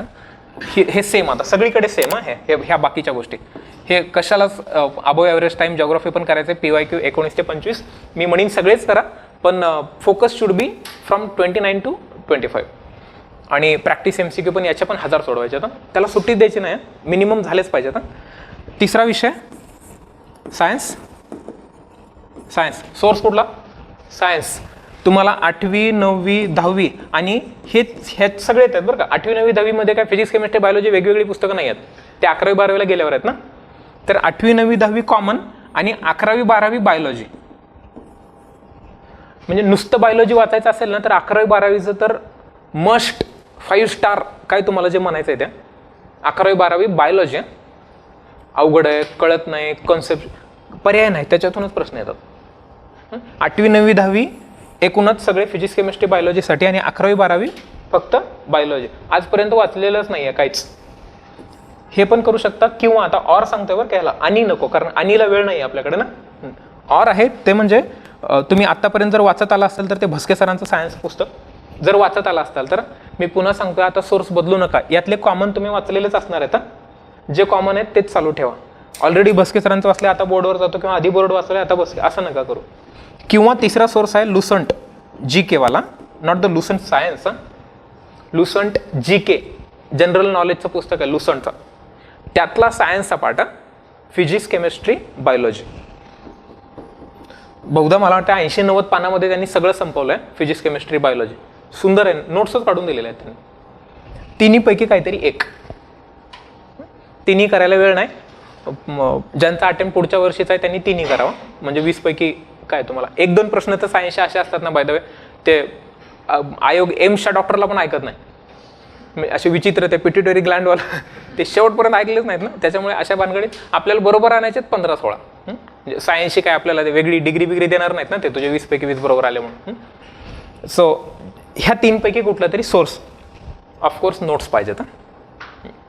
Without notes. आता नोट्स कुठून आणायच्या? तुम्ही प्रसाद तुमचं सत्र घेणार आहे बरं का.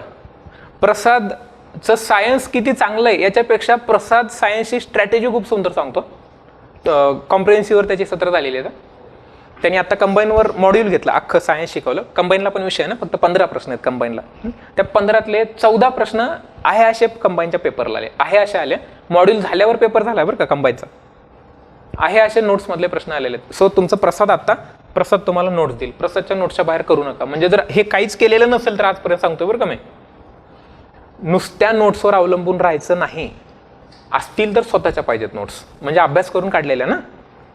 पण परिस्थितीत अशी आपल्यावर दळबद्री एवढी आली आहे की आजपर्यंत मी काहीच केलेलं नव्हतं आणि आज जागा आली आहे. 105 दिवस चाणक्याचं सत्र होतं म्हणून असं आज काय करू सांगा सर. मग हे एवढं कर, नोट्स कर. आणि त्याच्यासाठी बेअर मिनिमम मी पुन्हा सांगतो इंटेलिजन्स पाहिजे. आणि त्या इंटेलिजन्सनी तुम्ही ॲनालिसिस करून पेपरला जाऊन पास होऊ शकता. म्हणजे खूप त्याला गोष्टी प्रोव्हाइडेड आहेत. पुढे रिव्हिजन ऑफकोर्स पाहिजे, PYQ पण सॉल्व्ह करा आणि प्रॅक्टिस MCQ पण सॉल्व्ह करा. सायन्समधले महत्त्वाचे टॉपिक कोणते पुन्हा त्या व्हिडिओमध्ये मी सांगितलेले आहेत ना. हे बघ, हे फिजिक्सचे हे कर, फिजिक्स लाईटवर प्रश्न येणार म्हणजे येणार. फिजिक्सचे सम विचारतात, 2 किंवा 3 सम आहेत फिजिक्सचे, ठरलेले आहेत बरं का हे, की त्या बहुधा एखादा प्रश्न त्या मिररवर पण सम असतात एखाद्या, आणि ठरलेले आहेत ते, एकच त्याचा सम असतो दरवर्षी, फक्त त्याच्या आकडेवारी बदलत असते. सो असं ते काळजीपूर्वक करा. सायन्स नंतर इकॉनॉमी, हे इथं लिहू का परत? ठीक आहे.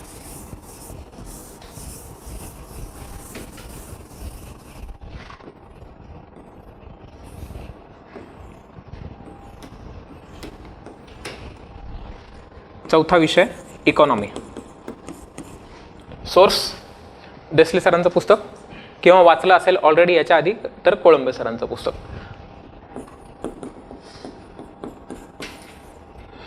देसले सरांचे बाय द वे 2 पुस्तक आहेत. एक पार्ट 1 इकॉनॉमी, दुसरं पण नाव डेव्हलपमेंट आहे असं बरं का, विकास अर्थशास्त्र असं पुस्तकाचं बहुधा नाव आहे. त्याला पार्ट 1 पार्ट 2 असं म्हणतो. तर पार्ट 1 मधला पण सगळं करायची आवश्यकता नाही आहे, खूपच बल्की झालं आहे ते पुस्तकं. पार्ट 1 मधला पण पुन्हा कोणते टॉपिक करायचे, एकूण 12 विषयाची यादी निघते. म्हणजे मयूर पण तुम्हाला सांगेनच कोणते विषय करायचे ते, पण ते 12 टॉपिक मी त्या व्हिडिओमध्ये पण सांगितलेले आहेत नीट, की कोणते 12 टॉपिक करायचे. हे कोणासाठी सांगतोय, तेवढेच विषय कर ज्यांचा इकॉनॉमी 4, 5 किंवा 6 मधला विषय, बाकीच्यांनी मात्र सगळं करायचं आहे. आणि पार्ट 2 मधला डेव्हलपमेंट मधला जो शाश्वत विकास टॉपिक आहे ना, सस्टेनेबल डेव्हलपमेंटवाला, सरळ प्रश्न आहेत 2-3 त्याच्यावरून. एक MDG SDG वर तर प्रश्न असतो, आणि दुसरा वेगवेगळ्या प्रकारच्या डेफिनेशन्स, व्याख्या आणि पॉलिटिकल सायंटिस्ट, इकॉनॉमिकल सायंटिस्ट विचारलेले असतात, थ्योरी विचारलेले असतात, त्या थ्योरीज इथं येतात दिलेल्या. त्यामुळे त्यातला हा टॉपिक करायचा सस्टेनेबल डेव्हलपमेंटवाला. हे इकॉनॉमीचं. नोट्स ऑफकोर्स तुमच्याकडे असतील तर आत्ताच्या तुमच्या नोट्स, नाहीतर मयूर ज्या देईल तुम्हाला त्या हार्टबीटमधल्या नोट्स. रिव्हिजन ऑफकोर्स याची पण आली, PYQ पण आले, प्रॅक्टिस पण आले, वेगळं त्याच्यावर आता नको बोलायला. 5वा विषय कोणता? करंट. सोर्स सिम्प्लिफाईड,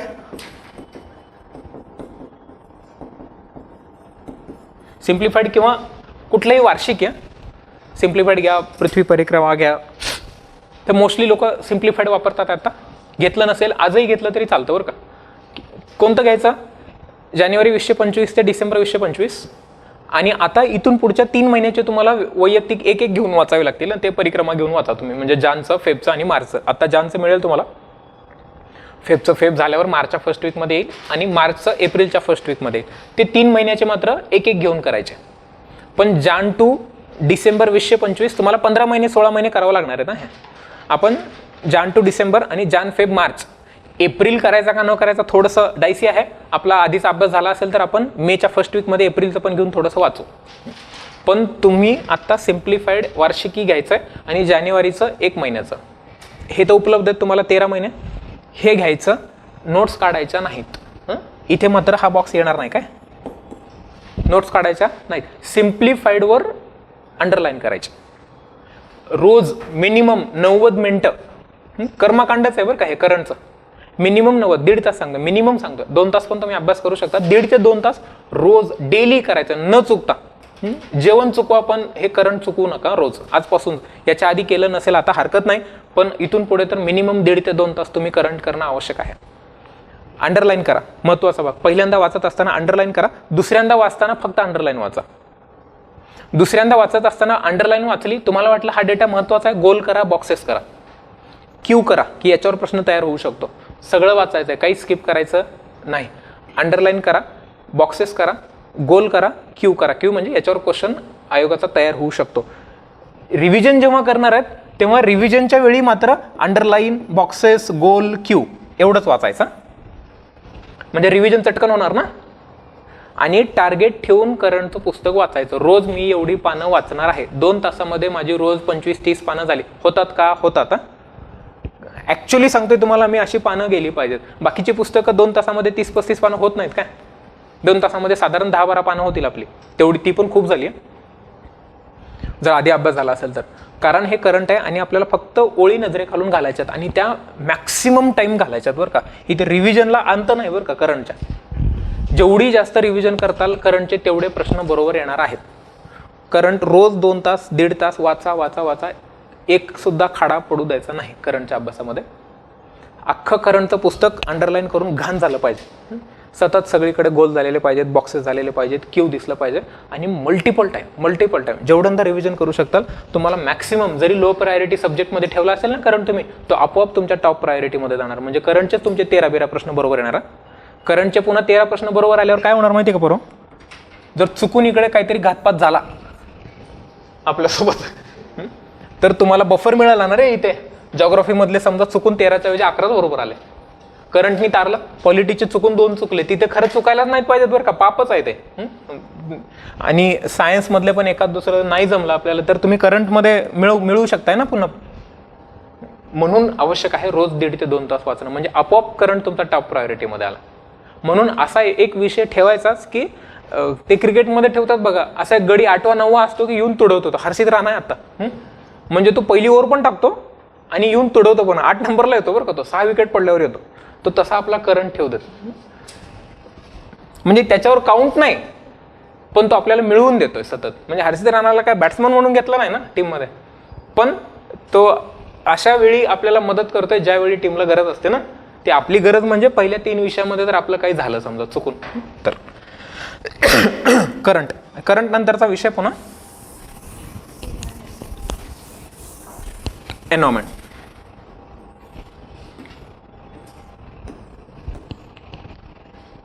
तो 6वा विषय एन्व्हायरमेंट. बाय द वे एन्व्हायरमेंटचा सोर्स ते घोरपडे सरांचं पुस्तक वाचा, खूप मोठं पुस्तक आहे बरं का, सगळं वाचू नका. PYQ बघा, आपलं चाणक्याचं विश्लेषणाचं पुस्तक आहे PYQचं. दरवर्षी 5-5 विचारले, मागच्या 10 वर्षात जरी केले तरी 50 प्रश्न मिळतात. 50 प्रश्नामध्ये कशाही 10 कॉन्सेप्ट निघतात ना. किंवा त्या व्हिडिओमध्ये मी त्याच्या ते इकॉलॉजी, इकोटोन काय असतं, वेगवेगळ्या डेफिनेशन्स विचारतात, हे त्या प्रश्न विचारलं. PYQवर फोकस करा. इथला source is PYQ plus Ghorpade सरांच्या पुस्तकातला पहिला टॉपिक, फर्स्ट टॉपिक नीट करायचा. ऑलरेडी तुमच्याकडे नोट्स नीट असतील, इकॉनॉमी एन्व्हायरमेंटचं केलेलं असेल तर ऑफकोर्स आता टाळू नका, केलेलं असेल तर परत करा. पण नव्याने करत असताल तर PYQ आणि त्या PYQ मध्ये खाली नीट त्याची विश्लेषण करून किंवा स्पष्टीकरण दिलेलं आहे. त्या 50 प्रश्नांचं स्पष्टीकरण आणि जे प्रॅक्टिस क्वेश्चन सोडवणार आहेत ना त्याच्यातून पण तुम्हाला भरपूर मिळणार आहे डेटा एन्व्हायरमेंटचा. म्हणजे कमीत कमी इनपुटमध्ये आउटपुट मिळवू शकता. असेही आपण 5 2च म्हणलंय ना, एवढं करून पण बरोबर तुमचे 3-4 प्रश्न बरोबर येऊ शकतात. सो फर्स्ट टॉपिक यातला मात्र काळजीपूर्वक करायचा. आणि काय तुमच्या सेशन्समध्ये होणार आहेत त्या नोट्स आणि हे सगळं आलंच आहे इथे. धनंजय तुमचा एन्व्हायरमेंट घेणार आहे, सुंदर घेतो बरं का धनंजय, त्याच्या सेशनमधला नोट्स करा. आणि फार काय असं एन्व्हायरमेंट 5 मार्काला आहे म्हणून काय 5-5, 6-6 सत्र घेत नाहीत बरं का आपण. 2-3 सेशन्समध्ये एन्व्हायरमेंट संपतं. सो जेवढं वेटेज तेवढीच सत्र. पुढचा विषय अगेन त्याची रिव्हिजन PYQ आले आणि प्रॅक्टिस पण आलेलं आहे. मी सांगितलं एन्व्हायरमेंटचा तुमचा सोर्सच PYQ आहे. एन्व्हायरमेंटचा सोर्स तो पहिला टॉपिक आणि धनंजयच्या नोट्स देईल त्या, म्हणजे इथं पण ठीक आहे. आणि मग राहतो 7वा विषय हिस्ट्री. खरंच हा 7वा विषय आहे बरं का. मी शिकवत असलो असतो तरी मी तेच म्हणलं असतं. ऑनलाईन आवाज येतोय?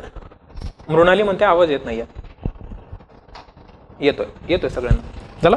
सो हिस्ट्रीमध्ये पुन्हा ancient medieval modern. Again low priority मधलं top priority is ancient medieval. History is low priority, मधला top priority is ancient medieval. Ancient मिडिवलवर काम करायचं. पुस्तक कोणतं वापरायचं? आपलं चाणक्य मंडल परिवारचं अनिल नागने सरांनी लिहिलेलं सुंदर आहे पुस्तक, त्याच्या बाहेर जायचं नाही. 6 किंवा 7 प्रश्न असणार आहेत आपले. मी खरं सांगतोय 6 पैकी 5 प्रश्न बरोबर येतात बरं का तिथे, फक्त आपण काउंट करत नाही आहेत. ही वेगळी बाब आहे. म्हणून अभ्यास सोडून द्यायचा नाही ना, फक्त आपण ते लो प्रायोरिटीमध्ये ठेवलंय. एन्शियंट मिडिवल आणि मॉडर्नचा अख्खं समाधान माजन घेऊन बसलं त्याच्यातच एक्झॉस्टच होतं बरं का माणूस. ते समाधान माजन वाचून किंवा गाठाळ जे काय वाचत. मॉडर्नच्या पार्टवर फोकस करा. जे महत्त्वाचे इव्हेंट आहेत, से 1915ला गांधीजी आल्यानंतरचे इव्हेंट रिसिव्ह करायला गोखले गेले होते वगैरे वगैरे. गांधीजी भारतभर फिरले. 16चं अधिवेशन, लखनौ पॅक्ट कशामुळे झाला होता? लखनौ पॅक्टमध्ये एकत्र आले जहाल मवाळ, एकत्र आले होते. फुटले कधी होते? फुटले म्हणजे सुरत स्प्लिट ना, सातची सूरज स्प्लिट आली. मग 7ची सूरज स्प्लिट, त्याच्या आधीचं स्प्लिट झालं होतं 1906ला. मुस्लिम लीगची स्थापना झाली होती. मुस्लिम लीगची स्थापना झाली. मग त्याच्यानंतर लगेचच अरुंडेल कमिटी होती. अरुंडेल कमिटीची शिफारसी म्हणजे 1909चा कायदा.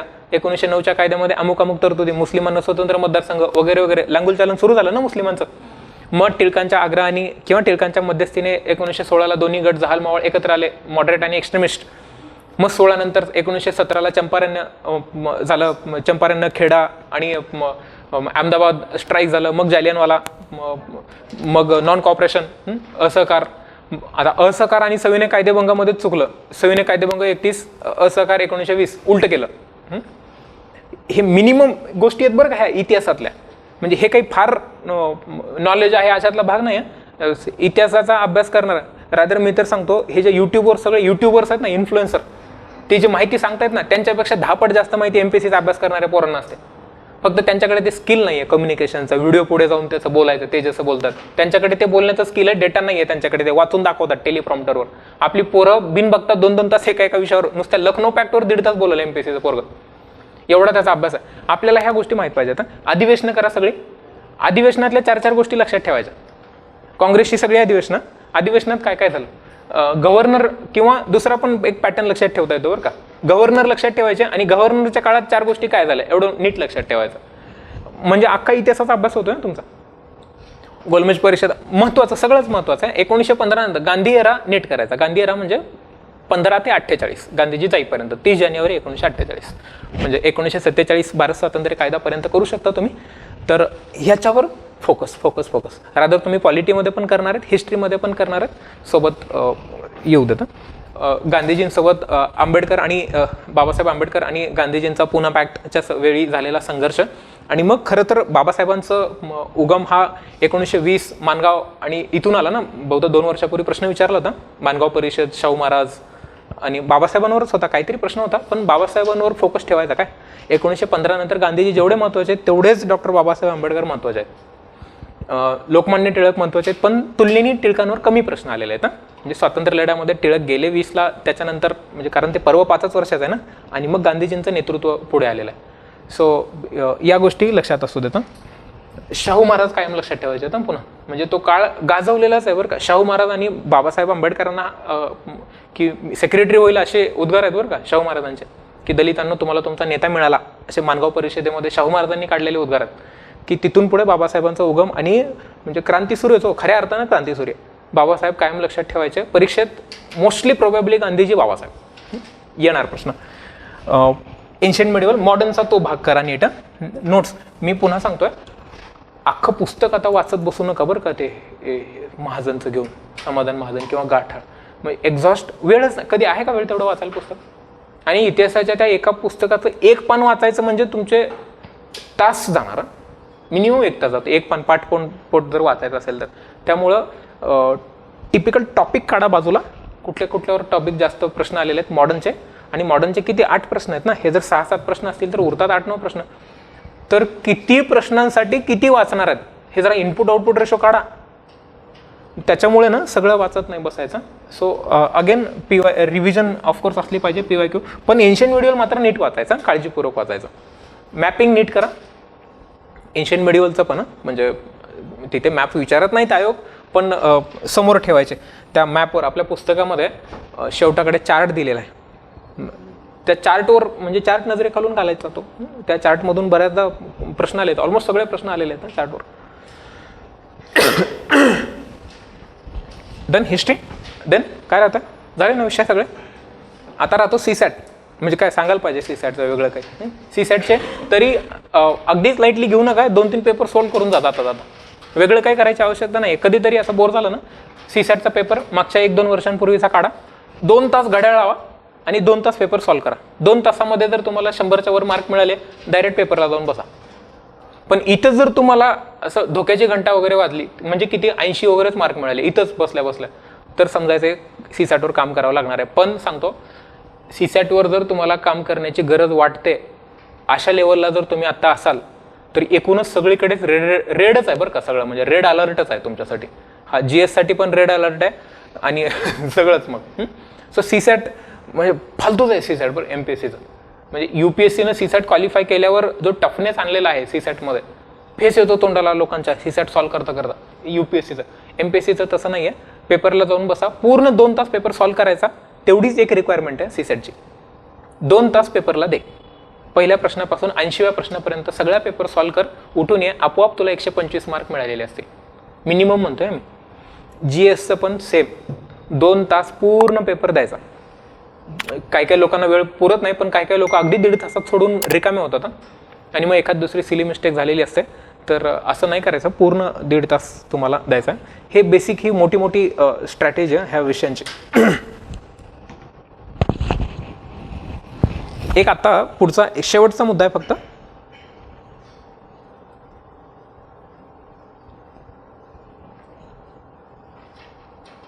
डेली शेड्यूलिंग कसं पाहिजे तुमचं. आता तुमच्यातले वेगवेगळ्या लोकांचा वेगवेगळा प्रोग्राम दिवसाचा ठरलेला असू शकतो. काही लोक हार्टबीटचा कोर्स करतायत सकाळच्या वेळेत, काही लोकांचा हार्टबीटचा कोर्स पण आहे, कॉम्प्रिहेन्सिव्हची सत्र पण आहेत, काही लोकांचा जॉब आहे दिवसभर करतायत, त्यांना अभ्यास करायचा आहे, काही लोकांना दिवसातले 24 तास त्यांचे मोकळे आहेत. असे वेगवेगळे पॅटर्न आहेत ना सगळ्या लोकांचे. तर सगळ्यांसाठी एकच स्ट्रॅटेजी काम करणार नाही, रादर मी सांगतो तीच म्हणजे काहीतरी फायनल स्ट्रॅटेजी असं पण नाही. तुम्हाला सूट होणारी तुमची स्ट्रॅटेजी बनवा. Expected is what. Expected is जर तुम्ही सत्र करत असताल, म्हणजे काही कोर्स वगैरे करत असताल, तर ते कोर्सचा वेळ धरून अभ्यासाचा, अभ्यास आणि स्वाध्याय असं 2 वेगळे प्रकार करू आपण. अभ्यास म्हणजे पुस्तकाशी सिलेबसशी रिलेटेड जे जे करता येते, मग सत्र असू देत, डिस्कशन्स असू देत. डिस्कशनला फार वेळ देऊ नका तुम्ही. म्हणजे आणि दुसरा असतो स्वाध्याय, म्हणजे फक्त तुम्ही आणि पुस्तक एकत्र आहेत, तो म्हणजे स्वाध्याय.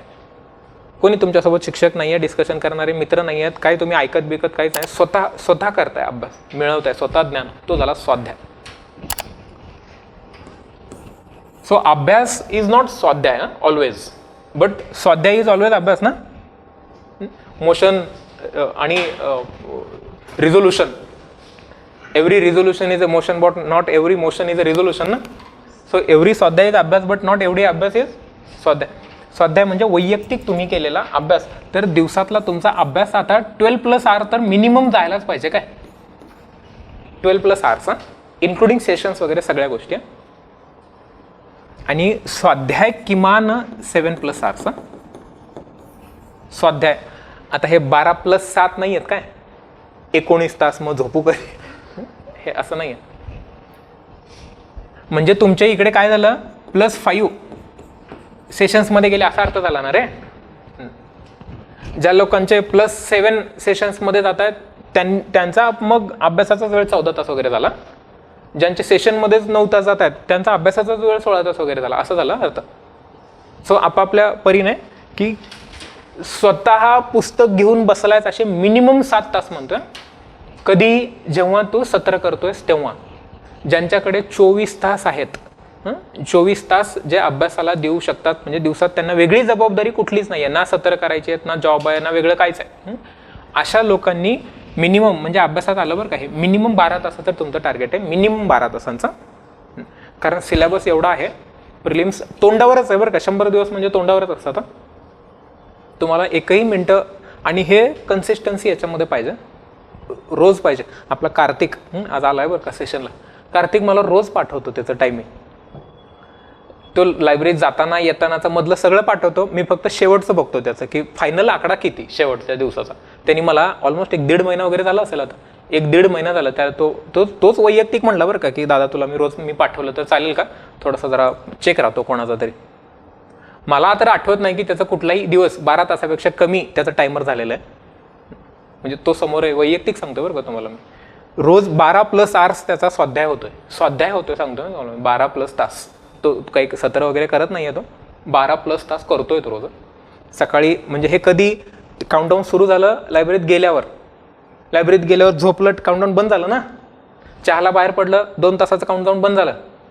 जेवायला गेलो 1.5 तास बंद झालं. हे सगळं सोडून 12 तास होतं. याचा अर्थ काय, तो चहाला आणि जेवायला ना असे काही फार वेळ घालवत नाही. 5-10 मिनिटात चहावरून आलो, जेवायला गेल्यावर पण तुम्ही काहीतरी समोर ठेवू शकता ना रे, काहीतरी वाचायचं. मोबाईलमध्ये आहे, तुमच्या मोबाईलमध्ये फोटो पण असू शकतात, व्हिडिओज पण असू शकतात ना. फोटो म्हणजे तुम्ही ह्याचे काढलेले फोटोज, तुमचे अभ्यासाचे काढलेले फोटो, काय से 2-4 गव्हर्नरचे तुम्ही एका स्क्रीनशॉटमध्ये तर गव्हर्नर बसू शकतात ना, एक पान तर बसू शकतं. जेवायला जाताना आज हे 4 गव्हर्नर केले. म्हणजे तुमचा इतिहासाचा अभ्यास गव्हर्नर हे रोजच्या जेवणाच्या वेळेत होऊ शकतात, सकाळ संध्याकाळ मेसवर. काही दुसरं काही हेडफोन्स टाकलेले आहेत किंवा नुसता फोन समोर आहे किंवा चिठ्ठी ठेवलेली आहे. चिठ्ठीपेक्षा मोबाईलवर काढलेले फोटो ते जास्त काम करतील तुमचे. समाजसुधारक असा एक टॉपिक ठेवला की तो जेवताना करीन रोज, म्हणजे जेवायला जायचा वेळ हा तुमचा 1 तास कसाही जातो बरं का जेवायला गेल्यावर. घालू नका तेवढा वेळ. चहाला हे वेळ खूप कमी करायचा तर तुमचे 12 तास भरतील. आणि जेव्हा तुम्ही अभ्यासाला बसतायत तेव्हा मिनिमम 2.5 तासाच्या स्लॉटमध्ये अभ्यास करा. 1 तास अभ्यासाला बसलो, मग 15-20 मिनटं गॅप घेतला, मग 1 तास बसलो, 15 मिनटं गॅप घेतला, मग 1.5 तास बसलो, 15 मिनटं गॅप घेतला. असं बिलकुल करू नका. एकदा अभ्यासाला बसलं की 2.5 तास उठायचं नाही. 2 ते 2.5 तास, स्टँडर्ड 2.5 तास, मिनिमम 2 तास तर बसायलाच पाहिजे. पहिली 10-15 मिनटं मोमेंटम यायला लागतात आणि शेवटची 10-15 मिनटं, म्हणजे तसा इफेक्टिव्ह अभ्यास तुमचा 1.5-2 तास व्हायला पाहिजे एकदा बसल्यावर. म्हणजे असं खट एक विषय बाजूला करा बरोबर, तुम्हाला कॉन्फिडन्स यायला सुरुवात होईल. आता 105 दिवसाची स्ट्रॅटेजी म्हणजे सगळे विषय 105 दिवसाच्या आधी झाले पाहिजेत ना, प्रोव्हाइडेड त्याच्या आधीचे किमान 10 दिवस तुमचा अभ्यास झालेला असणं आवश्यक आहे. तरी आपण 15 दिवसाचा गॅप ठेवून म्हणूया 105 दिवस जर पूर्ण माझ्याकडे असतील तर 90 दिवसामध्ये तुमचा सगळा अभ्यास होणं आवश्यक आहे. हे 15 दिवस तुम्हाला पुढचे रिव्हिजन सगळी एकूण मिळून रिव्हिजनला लागणार आहे. 90 दिवसामध्ये मला 6 विषयाचा अभ्यास करायचा, ज्योग्राफी आणि एन्व्हायरमेंट एकत्र कन्सिडर केलं तर. म्हणजे तुमचा पुन्हा ज्योग्राफी, एन्व्हायरमेंट आणि सायन्स ज्यामध्ये PCB आहे, हे 2 विषय मोठे आहेत ना, 20 आहेत ना. आणि बाकी उरलेले 4 विषय पॉलिटी, इकॉनॉमी, हिस्ट्री आणि पॉलिटी, इकॉनॉमी, करंट, हिस्ट्री, हे 4 विषय हे सगळे 15-15चे विषय आहेत. आता तुमच्या प्रायोरिटीनं हे जर पहिले 3 विषय असतील, आता याला दिवस द्यायचे आहेत आपल्याला की किती दिवसात अभ्यास झाला पाहिजे. 20चा जर टॉपिक असेल तर 15 दिवसात, 15 दिवसात म्हणजे ज्योग्राफी 10 दिवसात आलं बरं का. खरं तरी ते 10 ज्योग्राफीचे 15 प्रश्न आहेत ना, आणि एन्व्हायरमेंट 2 किंवा 2.5 दिवसामध्ये. पॉलिटी 10 दिवस कारण 15चा विषय ना. इकॉनॉमी पुन्हा 10 दिवस, 15-15 30 आणि 20 50. इकॉनॉमी पुन्हा 10, हिस्ट्री पुन्हा 10. हे करंट आहे by. Current by the way इथे घ्यायचंच नाही ना आपल्याला, करंटचे दिवस, कारण करंट डेली करायचं ना. हां, म्हणजे हे किती दिवस झाले? 15-15 30 40 50 60 दिवस झाले ना. 60 दिवसामध्ये तुमचे सगळे विषय वाचून झाले पाहिजेत, वाचून नोट्स रेडी पाहिजेत. आता 10 दिवसात काय करायचं आहे, 15 दिवसात काय करायचं, तर बेसिक तुम्ही सगळं जे ऑलरेडी वाचलेलं आहे ते पुन्हा एकदा वाचताय. म्हणजे पॉलिटीचे तुम्हाला 300 पानाचं पुस्तक वाचायचं आहे, लागतात बरं का 10 दिवस काळजीपूर्वक नोट्स अंडरलाईन करून वाचायला. किंवा लक्ष्मीकांत वाचत असाल तर तुम्हाला 10 दिवस कमी पडतील. तर हे मिनिमम लागणार आहे तुम्हाला एवढी दिवस. एखादा टॉपिक असतो की, कारण त्यात तुम्हाला आता ह्याच्यात तुम्हाला PYQ पण बघायच्यात, तुमच्या प्रॅक्टिस क्वेश्चन्स पण इथे 1000 नाही सोडवायचे आहेत, पण सुरुवात तर करावी लागेल ना. विषय झाला किमान 100-200 तरी तुम्ही प्रॅक्टिस क्वेश्चन सॉल्व्ह केले. हे तुम्हाला 15-15 10-10 दिवसांमध्ये करायचं आहे. म्हणजे आता पहिला विषय तुम्ही कोणताही घ्या, कुठलाही विषय घ्या, पहिला त्या टॉप 3 मधला असायला पाहिजे. पहिला दिवस समजा तुम्ही 10 दिवसांचा सब्जेक्ट घेतला, पहिला पॉलिटी घेतला, 10 दिवसात कंप्लीट केला. आज किती तारीख आहे? 14. 15 पासून घेतला, 15 ते 25 हे कन्सिडर करा बरं का. असं तुमचा विषय वेगळा असू शकतो. 15 ते 25, 15 ते 24 ॲक्च्युली 10 दिवस झाले. पुन्हा तिथून पुढचे 2 दिवस पूर्णपणे MCQला ठेवायचे आणि 100 MCQ सोडवले. दिवसभर ॲनालिसिस करायचं, काय चुकलं, बरोबर येणं अपेक्षित होतं का, किती अटेम्प्ट केले, किती बरोबर आले, किती चुकले, चुकलेले प्रश्न का बरं चुकले, सिली मिस्टेक झाल्या का आपल्याला डेटाच माहीत नव्हता का, कन्फ्युजन झालं असेल तर रिव्हिजन कमी पडते, सिली मिस्टेक होत असेल तर लक्ष नाही आहे, डेटाच माहीत नव्हता याचा अर्थ नवीन डेटा मिळाला रिस्पेक्टिव्ह नोट्समध्ये. 100 प्रश्नांसाठी तुम्हाला ते करावं लागणार. म्हणजे प्रत्येकाला 2-2 दिवस ॲड झाले आता परत. म्हणजे 12-12 आणि 17-17 असे दिवस झाले ना. हे प्रत्येक विषयाचा एक विषय अभ्यास करून झाला. म्हणजे 15 ते 24 अभ्यास केला, 25-26 नुसते MCQला तुम्ही दिलेले आहेत. आता 26 नंतर दुसरा विषय सुरू झाला. 27, 28, 29, 30 आता नाही ना, 28 आता फेब्रुवारी, 27, 28 आणि पुढचे 8 दिवस म्हणजे 8 मार्च बरोबर ना. 8 मार्चपर्यंत पुढचा 10 दिवसाचा विषय. तो 10 दिवस झाले की पुन्हा 2 दिवस आणि तिथून पुढचे 2 दिवस हे आधीच्या विषयाच्या रिव्हिजनला द्यायच्या. म्हणजे 8 तारखेपर्यंत पुढचा इकॉनॉमीचा समजा 10-20 दिवसाचा झाला, 9 आणि 10 तारखेला तुम्ही इकॉनॉमीचे प्रश्न सोडवले, 11 आणि 12 पॉलिटी रिवाईज करायचा, 13 तारखेला पुढचा विषय घ्यायचा, समजा सायन्स आला 15 दिवसाचा, 13 ते 15 दिवस 18-28 झाले, 28 मार्चपर्यंत 29-30 प्रश्न सोडवले, 1-2 रिव्हिजन ऑफ आधीचा विषय आणि 3-4 रिव्हिजन ऑफ त्याच्या आधीचा विषय. कारण आता 2 विषय कंप्लीट करून तिसरा विषय हातात घेतलाय ना, तर आधीच्या दोन्ही विषयांची रिव्हिजन झाली पाहिजे, म्हणजे पुढचा पाठ मागचा सपाट होणार नाही ना. असं जेव्हा तुम्ही 5व्या विषयाचा अभ्यास संपवताल, 4थ्या विषयाचा अभ्यास संपवताल, तेव्हा 5वा विषय सुरू करण्याच्या आधी तुम्ही 3 विषयाची रिव्हिजन केलेली असेल. नाही कळलं? जेव्हा 4 विषयाचा अभ्यास संपवताल तेव्हा तुम्ही आधी 3 विषयाची रिव्हिजन संपवताय आणि 5वा विषय हाताशी घेताय. 5वा विषय जेव्हा म्हणजे शेवटचा विषय संपला अभ्यास करून, तेव्हा 4 विषयाची रिव्हिजन करताय आणि मग 5व्या विषयाची रिव्हिजनला चालू करताय ना, कारण 6वा विषय नाही ना आपल्याकडे. हे जेव्हा तुमचं संपेल, किती दिवस झाले हे? 17-2 34, 34 आणि 12 46, 46 आणि 12 46 आणि 12 58 प्लस 12 70, बरोबर ना? 70 दिवस झाले. पुढे आणखीन आपल्या हातात 20 दिवस आहेत. आता ह्या 20 दिवसामध्ये जे टॉप प्रायोरिटी सब्जेक्ट आहेत, ह्या टॉप प्रायोरिटी सब्जेक्टला पुन्हा 4-4 दिवस द्यायचे. सायन्स असेल तर 5 द्यावे लागतील, जिओग्राफी एन्व्हायरमेंट असेल तर 5 द्यावे लागतील. आणि आता ह्या 3 विषयांना 70 प्लस झालं बरं काय, 70 दिवसाचं हे केलं. 10-12 दिवसाच्या वर देऊ नका बरं का एका विषयाला. म्हणजे एक विषय करत बसलो 20 दिवस, असं नका करू.